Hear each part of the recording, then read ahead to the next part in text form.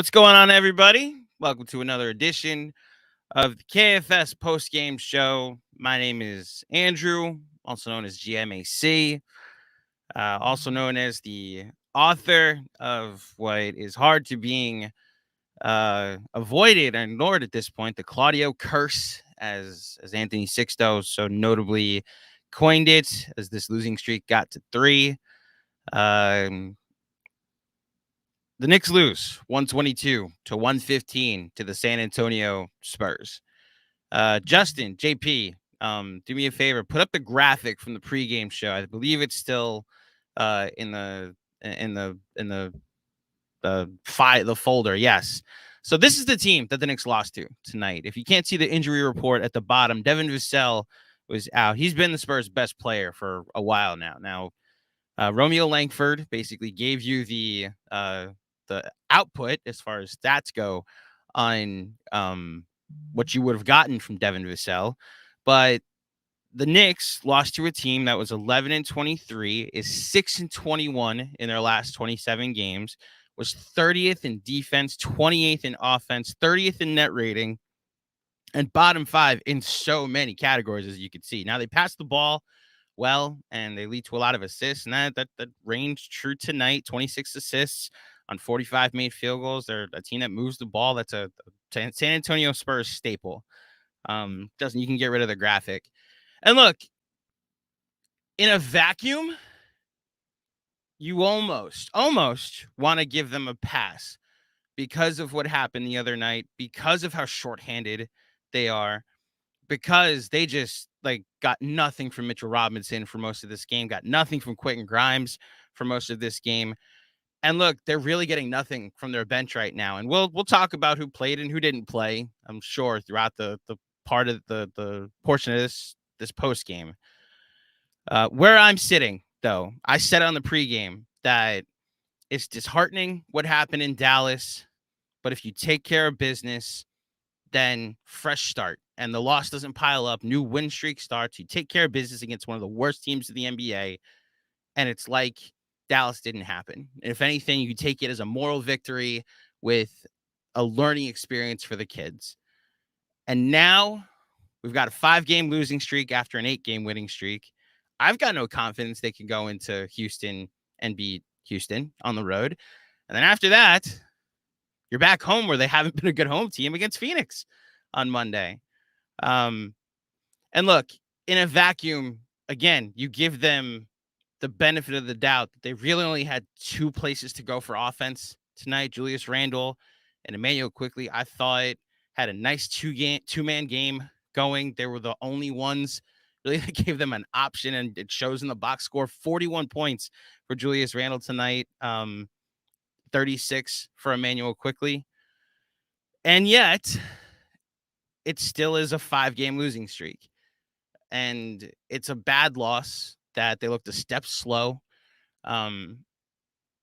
You would be ignorant to not point out the minutes load that they had the other night. Now, look, they went into the Evan Fournier well tonight. Derrick Rose played 16 minutes. I thought maybe 8 to 10 minutes too many for Derrick Rose, but I understand you need people to come off your bench. Hartenstein, man, his minutes are looking worse and worse as the season goes on. And you could say he's not being used correctly, fine, but in the way he is being used right now, he has been a net negative for a while. And then look, I was actually on the side of I want to see what this Cam Reddish thing is for most of the season, and was honestly on the side of if you're gonna bench Derrick Rose, I would let Cam be the guy that plays for Deuce. Now, Deuce, I thought was fine on defense tonight. He was 2 for 4 from 3, which is an improvement over what we just got from him. But I will throw a bone to the Cam Hive, and it's like if I've got to watch Derrick Rose, who looks just like those 2 layups in the fourth quarter, he looks cooked. He just does. He's a 6-minute player at this point. If I've got to watch Isaiah Hartenstein minutes, regardless of whether he's being used incorrectly, why not just see if you get a spark out of Cam? Just see what it is against a team like this. Now, look, they were getting They were getting out-hustled and outplayed for most of this game from a team that clearly smelled a victory that was in play for them. And so I'm not going to guarantee that Cam fixes that. Like, I'm not going to Cam Reddish ever for the out-hustle play, like the energy boost, but at least on offense, he might have given you an extra option than what you were getting tonight. And look, as a Knicks fan, this journey that we've been on this year, that they have a disheartening loss that feels like it's rock bottom. Are we firing everybody? And then they make a rotation change. Then they quit. So what's it called? Evan Fournier is out of the starting five. Then they have another disheartening loss against OKC. You give up 145 points. They're going on a 5-game road trip. 0-5 is predicted by this podcast. Another rotation change. All right. So we pivot again. Then they're back home. They lose a couple of close heartbreakers, but the defense hasn't been fixed yet. Fournier's out of the rotation for good. Rose's minutes are getting less and less. They have this embarrassing loss against Dallas. We pivot one more time. And it's the pivot that we've all been pointing to be like, okay, they found an identity finally. And here we are again. Now, look, this one, again, no Brunson, no RJ Barrett. And I don't know how they weather the storm. And maybe that's what the saving grace is going to be for this stretch, that 2 of their 3 best players got hurt. But in the moment, it's a 5-game losing streak. And man, like Han brought it up. You wonder how much of the disheartenment they have from the other night against Dallas, and how much of a loss like that, where you play so valiantly for 47 minutes and 30 seconds, almost heroic, and you end up losing in a historic fashion. And the headlines are not how well you played for the night. It's that someone had a historic night against you. Like the headline is that someone did something that nobody's ever done in this league's history against you. And you have to live with that. And the only mention of the opponent is that they blew a 9-point lead in 30 seconds. And then you have to play again in 2 days. And it looked like it was wearing on Quentin Grimes, who went 1 of 10 tonight. It looked like it was wearing on Mitchell Robinson. Comes off a 20-17 game, had 0 points and 6 rebounds tonight. And like a night where Mitchell Robinson only gets 3 offensive rebounds, a night where the Knicks ended up actually with 13 offensive rebounds. 9 of them were in the fourth quarter where they were playing catch up. It's one of the more disheartening losses of the season. And I just wonder, like I have no attachment to the coach. I thought he's been fine this year. I thought it was like chef's kiss that the Knicks hit a bucket to make it 120 to 113. The Knicks trap in the backcourt, and the Spurs, I forget who the player was, looked lost and was about to get tied up, and it was right in front of the Spurs bench. And what does Popovich do? Calls timeout. It's just too perfect that the exact same situation happens 2 nights later, and the other team's coach, who's a Hall of Famer. And listen, this is where you have to concede Tibbs isn't a perfect coach. He has to own what happened the other night. And he has to own that his players look gassed tonight. He has to own that you lose a game like this to one of the worst teams in the league. Again, no Brunson, no RJ. You have to qualify it with that. Fine. But, I really do wonder how much this spirals. Do we get a loss against Houston and you're 0-3 in Texas, and then we're playing Phoenix again? Are we going from 8 straight wins to 7 straight losses? Now, look, maybe Brunson plays, they win the next 2, and the parade's back on. But this is not a loss that you should be able to accept regardless of who plays. I can understand the Knicks not having that many offensive options. The 115 is probably the best you could possibly get. The 122 against a Spurs team like this, missing Devin Vassell, is just unacceptable. And that's the identity we thought we had found in this team, that especially the other night showed 1 through 9 in the rotation. You weren't going to be getting 122 points scored on you anymore.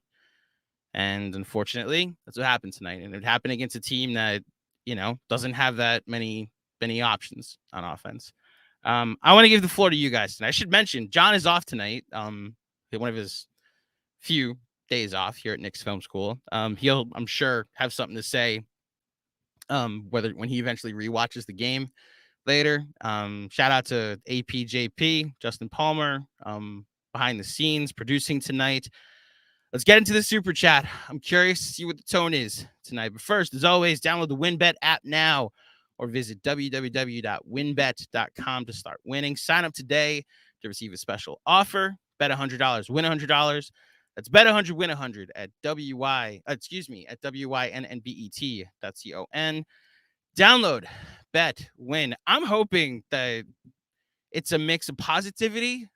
That there's that vacuum I'm talking about where you're missing two of your three best players and you're coming off a game where you left it all out on the floor in devastating fashion, and we can just look at this as a singular letdown game and not the overall big picture of what this season ends up being. But I'm curious to see where it goes. And of course, Forgotten NYC kicks us off. Hello from the land of embarrassment. Hopeless. Man, I wonder how many more of those we're going to get. Thank you, Forgotten NYC, for the contribution. Haitian Ferg, it was great to meet you on last night during our town hall. Man, it was great to see you. Uncharacteristic tonight on defense. We never had it. Looks like they underestimated the Spurs and got waxed tonight. Against a better team, this would have been over in the first half. Bad energy from the jump. You know, it's funny. Fournier checks in the game. Let's just talk about it now. Fournier checks in the game with 2 minutes and 16 seconds in the first quarter, or it might have been 3 minutes and 16 seconds. It was late in the first quarter. And the Knicks are up 5. And they went from up 5 to down 9 at the end of the first quarter. And you don't want to blame one player for why they're losing. I'm actually looking now. It's 3:12 left in the first quarter. You don't want to blame one player, but so quickly he was a minus 14. And you look around the floor, and it's why, like, I agree with you, Haitian, the uncharacteristic nature that they were like a step slow. Like across the board they were, but these are the vets. These are the Tibbs guys that are supposed to be the thing he goes to because I depend on you. I can trust you. And they were the ones that got run off the floor. You know, like Fournier, ironically, I thought played fine in his minutes, but he's very limited on the defensive end. Like third high scorer tonight, Evan Fournier. And then just the rest of the game, like the Grimes, I thought was a step slow on closeouts until the fourth quarter. He was a lot better. I thought some of Quickly's defensive, perimeter defense, he was reaching a little bit. And look, I actually thought Julius played a pretty good game defensively. I thought just Keldon Johnson was giving him the business. A lot of times, there were times he was in his face and contesting well. And then, look, when you're exerting that much energy on offense to then exert any energy on defense, you know, it takes kind of a superhuman performance. But I agree with you. As a team, Mitch especially, they were a step slow. This is not the identity that we've seen for the last month. And maybe they did come into this thinking this is one of the worst teams of the NBA. Maybe it's like, I'm not going to go full conspiracy theory, but maybe it had something to do with why they were like, Brunson, you could sit. We could get by without you tonight. We almost beat, Luka going off the other night. And, hopefully he's back on Saturday because you don't want to be losers of 6 straight and under 500. Damn it, they're back at 500 going into the new year. Thank you, Haitian, for the contribution. Kevin Danishevsky. This will certainly be a minority opinion, but I can't be too mad at this L. Yes, it's the Spurs, but they hit an ungodly amount of tough shots. Randall had a terrific game, but Mitch was terrible. They did hit a lot of tough shots. They didn't hit enough shots for me to say, like, just tip your cap. Like, I thought the Knicks also allowed them to hit open shots, which is not what you want. The second chance points is also where it's unacceptable. Like the Knicks had one of the identities they've had is that they've controlled the offensive glass over the last month. And that just was non-existent for 3 quarters tonight. And it's why they got as down as far as they did. I appreciate the minority opinion, though, Kevin. I hope other fans are like you and are not defeated or embarrassed by this. But like you said, I think it's the minority opinion. Thanks, Kev. Ryan Huang commented that this rotation looks unsustainable 2 weeks ago. 2 starters play way too much. Can't ignore it now. Team is losing. Team looks gassed. Guys look gassed. So, 2 weeks ago, starters playing way too much. So, I'm actually going to disagree with you, Ryan, because I did a little research, and I shout out to everybody on the pregame show that knows this already. Yes, right now the starters are playing too much. I got unless you're coming at this from a Cam perspective, I'll hear it. Not going to guarantee that Cam fixes any of the problems, but I watched Derrick Rose and I watched Evan Fournier and I watched Isaiah Hartenstein. Bench didn't have it tonight. I understand if Tibbs only trusts 6 guys right now and they played the majority of the minutes tonight. So I can't complain right now that they're playing a lot of minutes. As far as what the Knicks normally do, I did a little research. They don't have a single player in the top 35 in minutes per game this year. Julius Randle is 37th in minutes played per game. They have Julius at 37th, RJ at 43rd, and Jalen Brunson at 69th in minutes per game this season. Nice. They have 3 guys in the top 70. The other teams that have 3 guys in the top 70 are Boston, Brooklyn, Chicago, and then Charlotte, Cleveland, Miami, Philly, and Toronto all have 4 guys in the top 70 in minutes per game. A lot of teams play their starters a lot of minutes. Toronto, I mean, Nick Nurse, great coach of the year a couple of years ago. Nick Nurse is a genius, right? He has 3 guys in the top 7, I think. 7 or 8. Anunoby's second, Pascal Siakam's 6th, and I believe Fred VanVleet is 9th. It's in the top 10. He plays his starters like this all the time. And then Scotty Barnes is somewhere in the 40s. My point being, a lot of teams do this when you don't have dependable guys to go to on your bench. And right now, Tibbs does not have dependable guys to go to on his bench. Ironically, I wanted Derrick Rose to play less. I wanted Isaiah Hartenstein to play less. And it's why, bring up the minutes and Tibbs all you want. If there's guys on this team that aren't able to play, regardless of whether I think it's right that Tibbs has put these guys in positions where they're not, once you're out, you're out.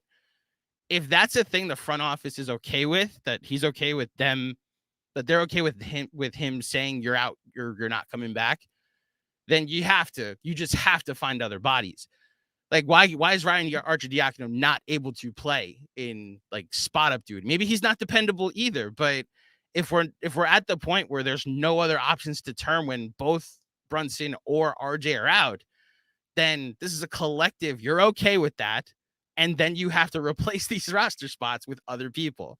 So I get it, Ryan. This doesn't look sustainable right now because 3 of their top, I'll say 7 guys are all hurt. But I don't know what's the other place to turn to. I really don't. If it's Cam, I'll respect it. I will. I don't know what the other options are.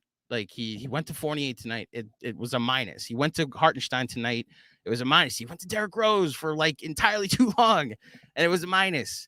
Thank you as always, Ryan, for the contribution though. Props KFS, man. From Court Dog, excuse me.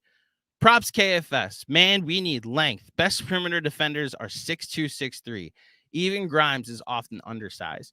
Knicks need more 6'7", 6'9" guys. I mean, unfortunately, the rest of the league wants 6'7", 6'9" guys. No one was complaining about length during the winning streak. I'm curious what they do in the next few weeks to add some depth to this rotation, because they're not going to survive much longer with no RJ, no Brunson, no OB, and just 2 centers, Deuce McBride as your backups, and then a cooked Derrick Rose. I would love to have all of the 6'7", 6'9" guys in the world. Court Dog, thank you for the contribution. Josh B, thank you for the contribution. Nice contribution. I'm pulling for my team to compete compete for and win championships. As long as Tibbs and Rose are here, that's not possible. Nights like tonight are actually wins for the fans. Keep this streak going. Get these guys out, man. I empathize with you, Ryan. Something different. When you don't know, the uncertainty is always, or I guess the unknown is always better than the known. And I think we know what the floor is on this team. I don't know. I think the numbers bear out that they're better than they played tonight. The numbers bear out that there's a world that this team could get to a 6 seed. If that's not what you want, then I empathize with you that this is the path that the organization as a whole has chosen to try and be the 6 seed at best. They tried to get a player that could help raise your ceiling a little more this offseason and couldn't cross the finish line. And I understand their other opinion is that the other way to get a player like that is to lose as much as possible. Listen, this losing streak continues. You might get your wish on one of those guys being gone. This team will get to hire a second head coach, even if it's just Johnny Bryant. I think my biggest fear, Josh, just to fully go into what might happen. I don't see them firing Rose or Tibbs unless it really gets bad. My bigger fear is that because of how shorthanded they are, the panic trade is now part of the conversation. And I don't want them to make a panic trade. I want to make upgrades. I want them to make a trade, but I can't. There's a guy in Chicago that while he would raise their ceiling, not high enough that it's worth the assets that should be given up. So thank you, Josh. And I hope I don't hope you get your wish, but I hope you're able to get more basketball that you've liked.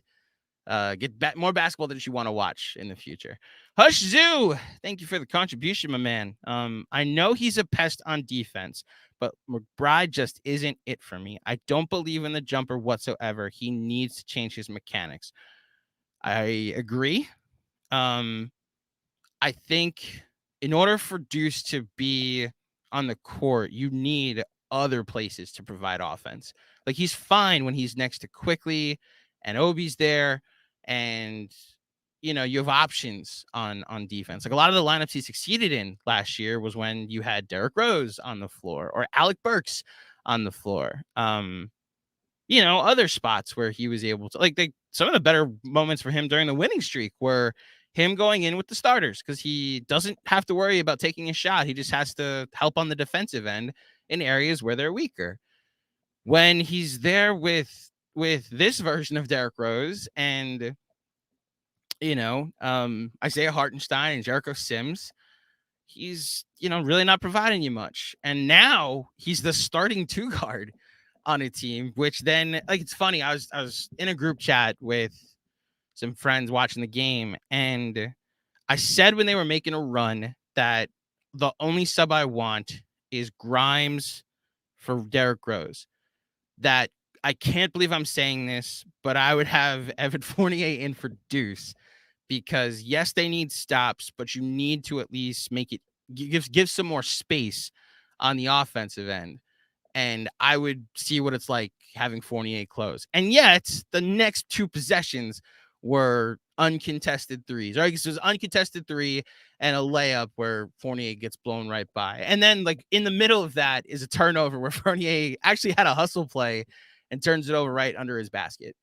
Yeah, I think Deuce is a limited offensive player. I also don't believe in the shot.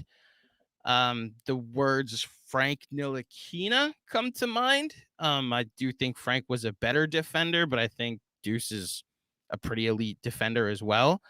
And I never believed in Frank's offensive abilities either. And we're on the second franchise for Frank that doesn't believe in his offensive abilities. So I think in the right spot, Deuce is perfect for the defensive end. But his leash might be getting shorter as as this losing streak continues. So we'll see. Thank you, TK. Ryan Huang. Unpopular opinion. Evan Fournier needs minutes over Rose. Yeah, I They got nothing. Derrick Rose looks cooked. It's a shame. I've been a fan of Derrick Rose this second tour with the Knicks. That contract looks worse. Now we're in year 2 of it. Granted, he can be like it's a 2+1, so the Knicks can get out of it as early as this summer. If you believe the reports, which I do, it's Chris and Jeremy, and they're dependable spots. You basically had to pull teeth to get Tibbs to bench Derrick Rose, and we're all watching the same thing. Derrick Rose. The comp that comes to mind, because those free throw those layups he missed in the fourth quarter they were painful to watch. The comp that comes to mind is Paul Pierce's last season with the Clippers, where you just saw the lift not there. You saw the things he was able to do in the past just not there anymore. And yeah, I'm curious to see where Derrick Rose ends up after this season. I mean, knowing the Knicks, if Tibbs is still here, he will be here with the Knicks as the new Taj, as I thought he should be this season. But man, it's not the worst take to just see what you got in Fournier. I didn't think he played.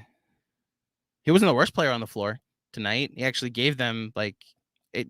You can hit a basket, great. I wouldn't hate it if they went to Fournier over Rose. I mean, personally, I'd go to quite literally any available free agent over Derrick Rose right now, which sucks because I feel like I'm piling on the guy. But it may be unpopular. I don't disagree, though, Ryan. So thank you for the take. Thank you for the contribution. Agree with Hush. This is from Forgotten NYC. Agree with Hush. McBride just isn't good, in my opinion. I don't know about isn't good. He's really elite defensively. His contests and his ability to stay in front of guys is a skill that's really come in handy for the last month. There's a defensive side of the ball where he absolutely is good and can be a contributor to a good rotation. You can't have him on the floor with so many net negatives offensively.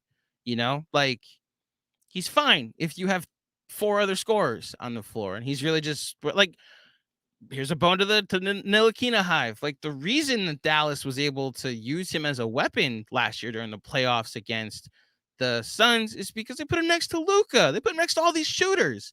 All Frank had to do was go 1 of 3 from 3. He was getting 3 points a game, and it's because he'd hit 1 of his 4 attempts per game. That's all you needed from Frank. That's really all you need from Deuce. The problem is he's playing next to Jericho Sims and Isaiah Hartenstein and Quickly, who is either hitting his shot or not.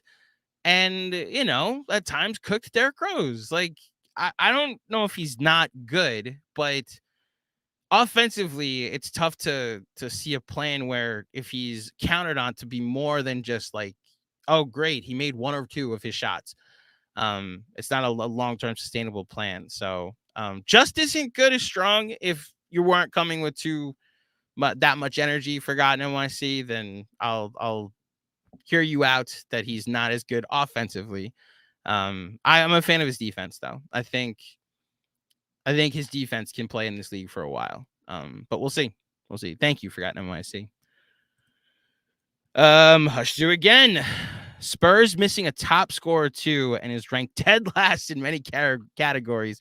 Just an absolute SMH moment. Oh well, onto a feisty Houston team. Yeah, I got my fears about Saturday. You think Keldon Johnson is good? There's a guy named Jalen Green over there that's really good offensively. There's a guy named Kevin Porter Jr. that's really good offensively. They have Jabari Smith, the 3rd pick in the draft from the most recent NBA draft, who's pretty good defensively. It's funny, they have a worse record than the Knicks, than the Spurs, but they've played really well against some good teams this year. So man, if tonight was a must win, that's even more so. You really hope Jalen Brunson's back. At least Jalen Brunson is back for that one. Thank you, Hush Sue. Hamdi Mansour. I'm gonna try that one more time. Hamdi Mansour. Let's try one more time for kicks and giggles. Hamdi Mansour. Thank you for the contribution. Defense seemed off. Grimes seemed off. The three centers seemed off. Randall is a beast. Can't watch D Rose play anymore. Hashtag blame GMAC. You know what? It's not Tibbs' fault. It's not Leon Rose's fault. It's not Randall. It's not Derrick Rose's fault. It's not Hartenstein's fault. It's not Grimes or any of the kids. They're fine. It's not Fournier's fault. It's not even Cam's fault. It's me. I dared to think this team with a favorable schedule, if they could go 13-5 in their next 18 games. They're now 1-5 in their last 6 since I said that. So how about this? I think they're going. There's 13 more games left in this stretch. So they're 1-5. So it's 6. 1-5 is 6. So there's 12 more. I think they're going 0-12. This is going to be a 17-game losing streak. And if they do, maybe they fire Tibbs and maybe they do fire Leon Rose and they could trade Randall, because that's like the context that it was all in. The if was the key word. It's all my fault, though. Clearly all my fault. Thank you, Hamdi, for the contribution. Stephen W. The minutes distribution is still wild. Randall and Quickly over 40 minutes each. They both played around 50 minutes 2 nights ago. Who's playing minutes on this team right now? I went through the list. Every team that is shorthanded on their bench has guys that play a certain amount of minutes. Toronto, Nick Nurse is looked at as a genius, and he's playing 4 guys at least 35 minutes a night. OG Anunoby, like, literally goes to the bench, gets a sip of Gatorade, and then it's back in the game, dude. Need you. That, like, a lot of teams do this. The district, like, in theory, fine. Like, they're cooked because they're tired. I just don't know where else they're going tonight. They had no chance to win this game if Randall and Quickly don't play those 40 minutes. Now, look, they probably didn't have a chance to win this game at all, but if you're going to try and make a push, those two had to play at least 40 minutes tonight. So, respectfully disagree, Stefan. A lot of teams do this, especially with shorthanded benches. Thank you for the contribution. Robert Cross, the legend of GMAC. What's your favorite Chinese food? Hashtag 53 wins. I actually had Chinese tonight. Sesame chicken with white rice is my go-to dish. I love me some orange chicken and some General Zhao chicken. But sesame chicken's been my go-to forever. And there's some leftovers in my fridge right now that I'll probably get to because APJP is going to be editing this one tonight. So thank you, Robert, for the question and for the contribution as always, my friend. Missed you last night. I just realized we got no Robert Cross at the town hall. Yeah, so thank you. Busy. Thought about you at points tonight, my man. Good to meet you last night. How about Pop saving his young guy by calling a timeout? That's one of the times that I thought about you. Yeah. Look, I don't want to relitigate the Dallas game as much tonight. I'm sure some of it bleeds into tonight. I think every Knicks fan saw that timeout get called and was just like, damn, like, that's how it's done. It was that simple. Oh, my kid is in trouble. I got to call timeout here. It's happening right in front of my bench. You know, don't disagree. There's 2 to 3 mistakes that Tibbs has to own for the other night. And it's why, like, I was talking to John about this when we signed off. Like, Tibbs absolutely has a lot of blame for the collapse against Dallas. The minutes distribution for me just isn't one of them. And I think for him, it's why he got so frustrated the other night. Like, they're not in that game if he doesn't play that exact rotation. And it took a 1 in 13,885 chance thing for them to lose. But look, one of the reasons in those 30 seconds and that contribute to that chance is he didn't call timeout in that spot. He didn't put a second center in so that way you have 3 big bodies going for the rebound. He didn't have Derrick Rose. Ironically, like, Derrick Rose, we just slandered the guy so much, and yet I would have loved him in the game down the stretch, at least in those last like minute to help with the second ball handler, so it's not just quickly getting on the ball over half court. Yeah, busy. I saw it and immediately thought, damn, we don't have that. This is a mistake Tibbs has to own, and it's why, even his staunchest of the defenders have to admit he's an imperfect coach. Thank you, Busy, for the contribution. Wombler. Hey, the birth of my daughter prevented me from experiencing this horrendous end of the Dallas game, which I heard was well played otherwise. Tonight was ugly. Effort and attention to detail unacceptable. First of all, congratulations, Wombler. I am sorry that your daughter being in this, since she's been in this world, is 0-2, or if hopefully tonight's the only loss that your daughter has experienced. Yeah, the attention to detail and the effort was bad. They were a step slow across the board tonight. They were a step slow. But yeah, thank you and congratulations again, Wombler. Busy again. Quickly McBride, Grimes starting. Better D, right? RJ and Brunson key to our defense? ? Was the critics right about too many minutes in Dallas? Was this a Dallas hangover? Can Tibbs re-engineer their offense to play to Grimes and Quickly's strengths? All right, so there's a lot here, Busy. I'm going to get to all of it. And thank you for the contribution, the large contribution. I'm going to get to all of this. Quickly McBride and Grimes starting equals better D, right? So I believe this is a comment that because they were starting, why wasn't the D better? And this is where I'll actually say that, yes, there was like a hangover from Dallas. They played a ton of minutes the other night and kind of an emotional loss too because of the circumstances and the way they lost. Then you're saying RJ and Brunson key to our defense. There's nothing about Jalen Brunson that's keys to the Knicks defense. In fact, he is a very limited defender. He tries. I don't think teams have been targeting as it appeared, but the 3 games before the Dallas game was when I started noticing just a lot of buckets get scored on him. He's limited in his defensive abilities, unfortunately.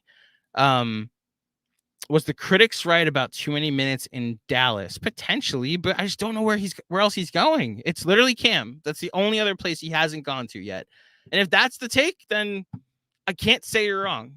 They lost without Cam. Maybe they don't lose with Cam. I also don't think they would have won with him, but like that's the only other place he hasn't gone to yet. And look, their offense was 9th in the NBA coming into this game. Without Tibbs re-engineering anything. I think Quentin Grimes, and this is the thing about being a young player. He had a great game on Tuesday night, and it wasn't that they were calling his number. It's that he was doing 2 things really well. He was beating defenders on catch and shoot threes, and he was attacking closeouts. And you do those 2 things well, you either like hit your threes and you get buckets, or, we saw him try to go to the rim tonight on a couple of closeout attacks, and he missed a bunch of shots. He was 1 of 10 tonight.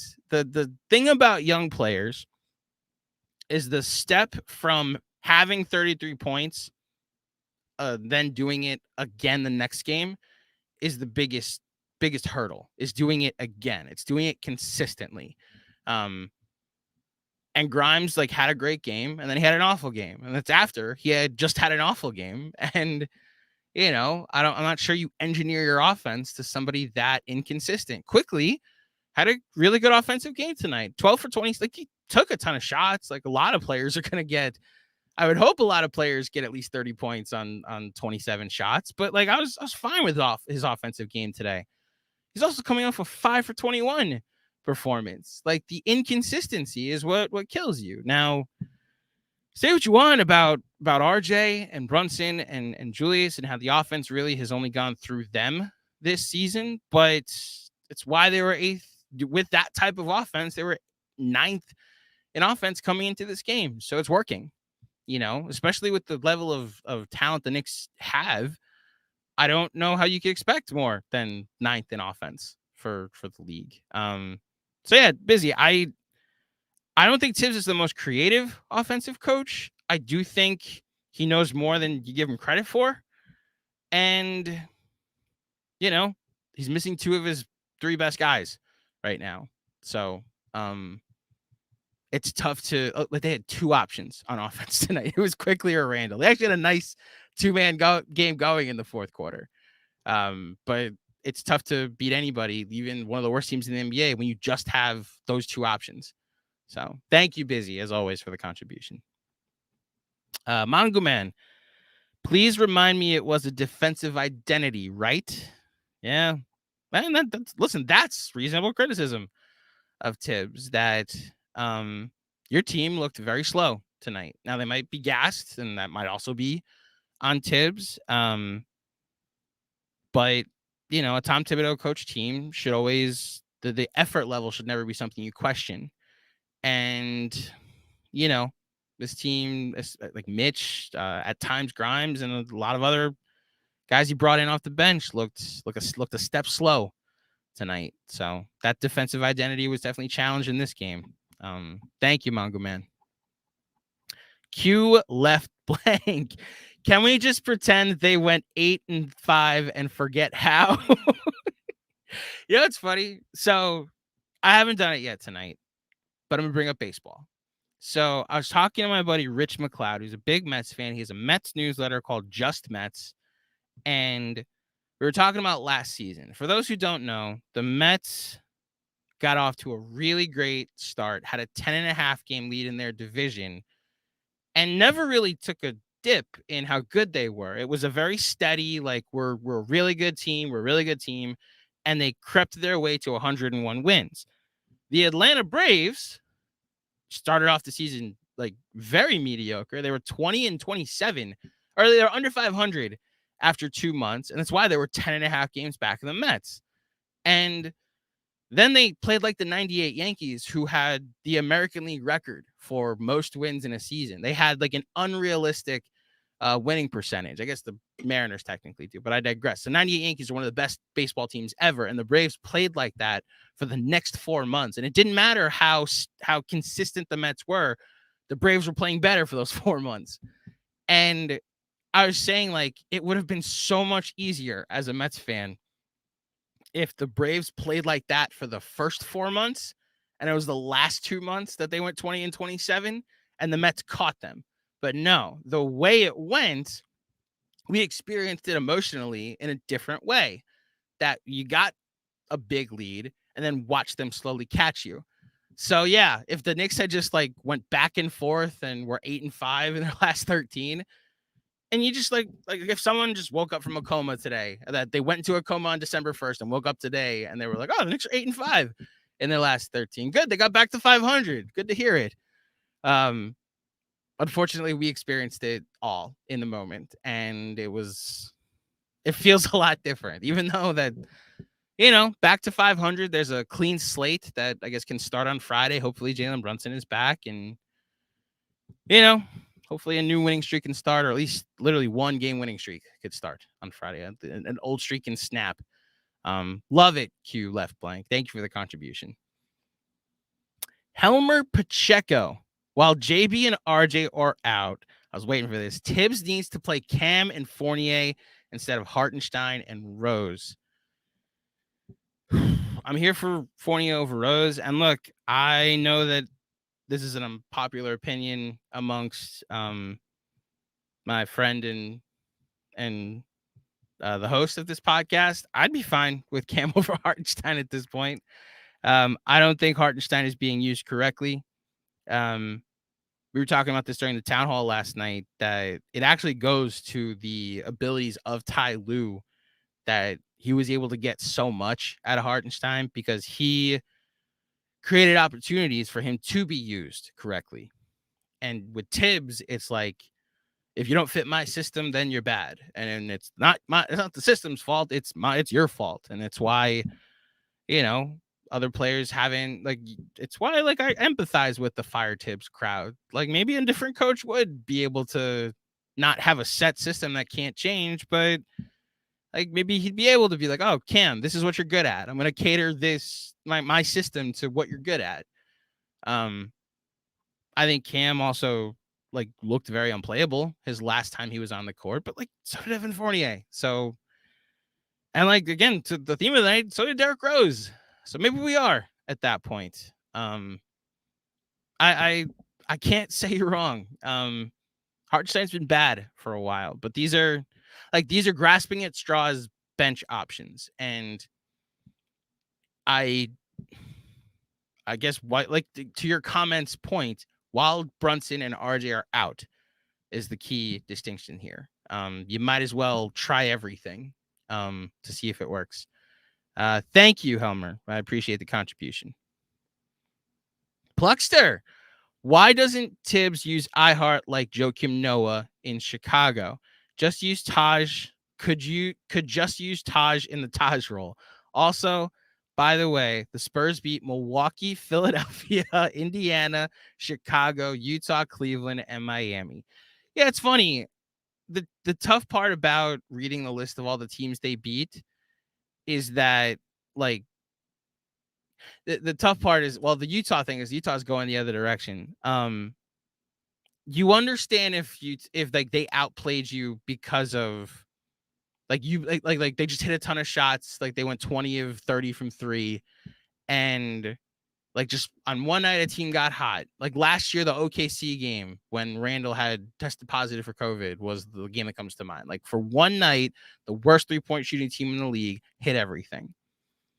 The tough part with this is you're out hustled by the worst team, one of the worst teams in the NBA. Like, yes, they have 12 wins. Like that's not zero. They're still 7-21 in their last 28 games. And it stinks that the 7th came against our team. I had good perspective though, Pluckster. I appreciate it. And look, as far as why he doesn't use him like Joakim Noah in Cleveland, don't disagree. I also think, Joakim Noah was 10 times the defender that Isaiah Hartenstein was. His defense alone made him a top 5 MVP candidate one year. That is a real thing. Was voted 4th in the MVP race one season. The early 2010s were wild. Thank you, Pluckster, for the contribution. Legend of GMAC. How is the town hall? My New Year's resolution is to never miss again. Town hall was great. Anybody wants to check it out? The entire town hall is available, I believe, for everybody to watch if you missed it on our Patreon. It's in the Monroe tier, which is $15 a month. You get access to our monthly town halls. The Mellow tier for $7 a month gets you access to an extra Patreon pod a week, as well as our watch parties, which went viral yesterday when I posted the clip of our reaction to the Knicks loss to the obviously the moment at the end of the game to the Mavericks. And we have a Discord that if you want to be a part of, we've been having a lot of lively conversations in there lately. There's a live game chat. There's a general Knicks chat. We go other side chats that we can talk about other things, historic Knicks, some potential bets. So that's how the town hall was, Robert, and you better keep to that resolution. Thank you for the contribution, Robert. Robert again.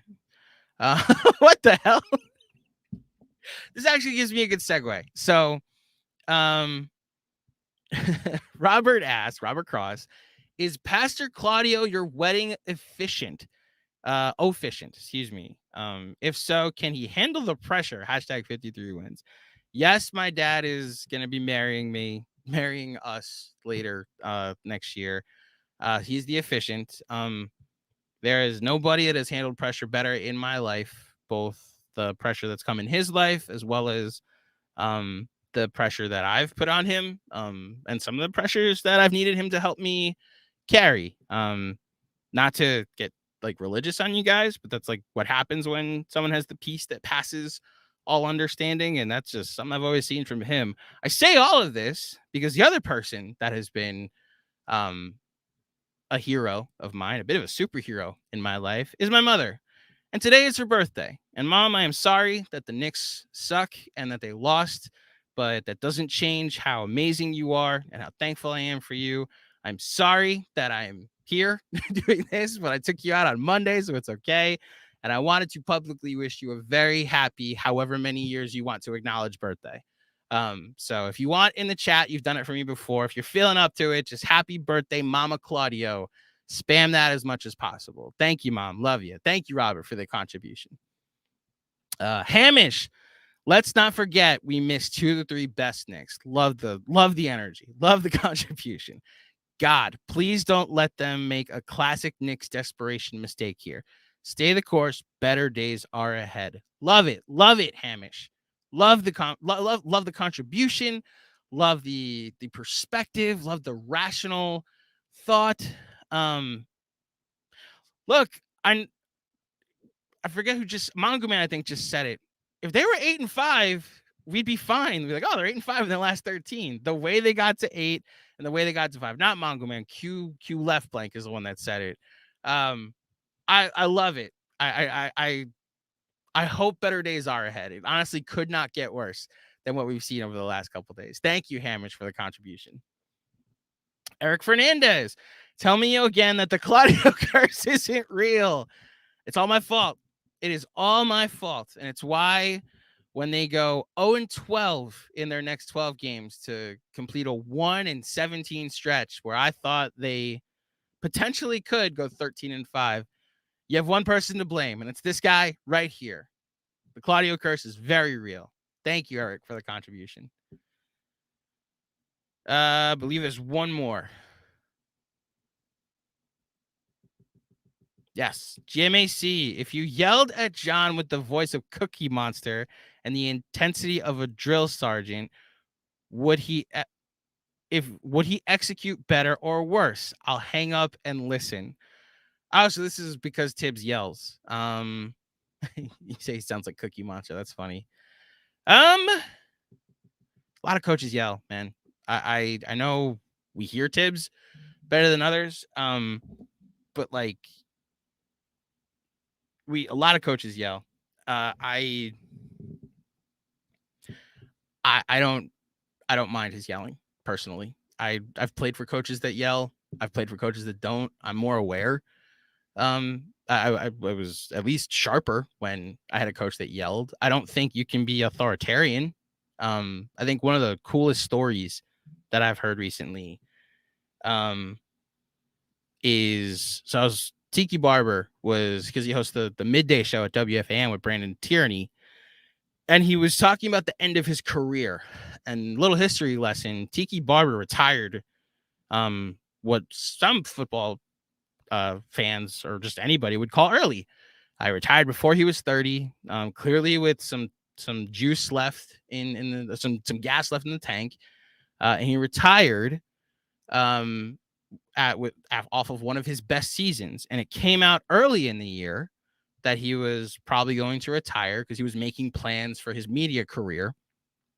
And he said, like, one of the things that he said on the way out to management, to ownership, was like, just my 2 cents. Like, this guy, Tom Coughlin, that he's yelling. Like, you can't talk to people like that. You can't yell at people the way he does. And Tom Coughlin took that constructive criticism to his credit and came back the next season a much tamer person, a much more respectful person. Still yelled, still had that rigidity. And, the Giants went and won the Super Bowl. I don't get anything to do, at least not all to do, with that attitude change and that personality change. But I don't think you can be that and get people to play for you. What we've admired about this team this year, Pluckster, is how they've played for Tibbs at times. Like, think back to the Denver game. Think back to this win streak. Think back to the other night. Yes, they might have been gassed at the end of the game, but they were 30 seconds away from defeating Dallas on the road with Luka in demigod mode. That's not a team that's not playing for its coach. That's not a team that, for the larger sample size, isn't executing for their coach. Like, they're playing for him. You want to talk about a different system, a different approach, I'm here for it. I understand. I don't think I just personally don't believe it's like the yelling or that they've turned him off. There are times this season where I thought it could have been that, but then they come out trying to win, trying to play for their coach, So, I do like the idea that Tibbs sounds like Cookie Monster, though, because let's just face it, sometimes he does. Thank you, Pluxer, for the contribution. I believe we have one more. From my buddy Reverend John Ortiz. Just a ton of reverends in my life. Happy B-Day, Lori. Yes, that's my mother's name. Happy birthday, Mama Claudio. Well, that's right. So it's Pastor. Oh, you guys know my dad's first name, Pastor Hiram Claudio, and then his wife Lori. Those are my parents. Thank you to them for all. I literally wouldn't be here without them. And science. That's why. Believe that's it. Thank you, everybody, for tuning in to the KFS post-game show. Justin, you want to come up here? If not, just text me and we'll get out of here. Thanks for tuning in tonight, everyone. Don't forget to like the video, subscribe to the channel, and follow on all social at Knicks Film School. One more time to our friends at WynnBet, just a recap of our pregame picks. So I believe we went 0 for 4 tonight, and it's even worse because the last one was a parlay from me. So we end up being 1 for 5, but the last one was a parlay, so it counts as a 0. And 0 for 4 night, Mensa took Quentin Grimes, 25 plus points, rebounds, and assists. He did not get that on a 1 for 10 night for Quentin Grimes. Both Sean and XJ took first quarter props. Sean took first quarter Knicks -1.5. They lost by 9. Shout out the bench that came in and was immediately a -14. Mensa took XJ took an adjusted line for the first quarter. The Knicks would win by at least 3 to 6 points, and they lost again by 9. So that's 0 for 2. And then my parlay tonight was at least 3 threes from Julius Randle and then another 3 threes from Quentin Grimes. So technically 1 for 5, but an 0 for 4 night for the betting and sweating crew. We'll get it back on Saturday. One more time. Thank you to our friends at WynnBet. Download the WynnBet app now or visit www.wynnbet.com to start winning. Sign up today to receive a special offer. You bet $100, you win $100. That's bet $100, win 100 at wynnbet.com.